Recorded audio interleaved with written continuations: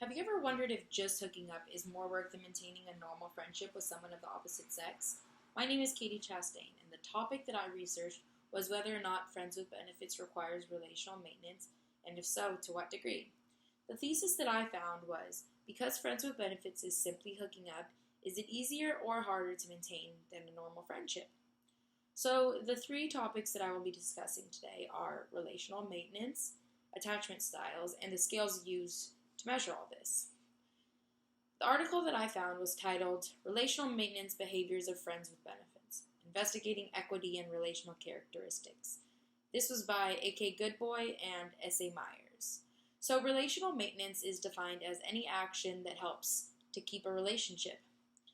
And so, what they did in the study is they surveyed groups of friends and groups of friends with benefits using the Relational Maintenance Behavior Scale.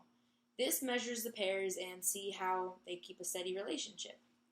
So then they used surveys such as the Interpersonal Communication Satisfaction Inventory, Quality Marriage Index, and the Liking Scale and Measure of Commitment to see how well they would do as an actual couple.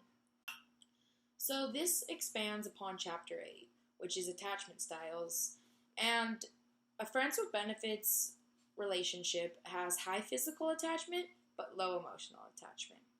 So the hypothesis that the researchers hypothesized was they thought that there would be a positive relationship between these behaviors and the surveys for both the friends with benefits and the opposite sex friendships. But however, they found that overall friends with benefits use less maintenance behaviors than the opposite sex friendships.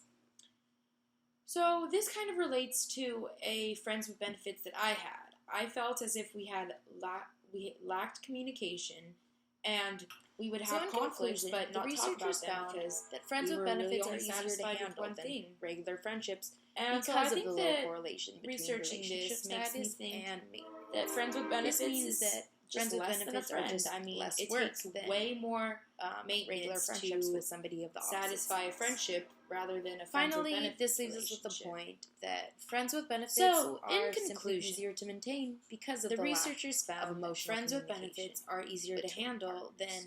than regular friendships because of the low correlation between relationship status and relational maintenance. And this basically says that friends with benefits are less work than a friendship. So this finally leaves us with the point that friends with benefits are easier to maintain than regular relationship because of the lack of emotional communication between the partners. In a friendship, there is way more emotional communication, which makes it harder to maintain. Thank you.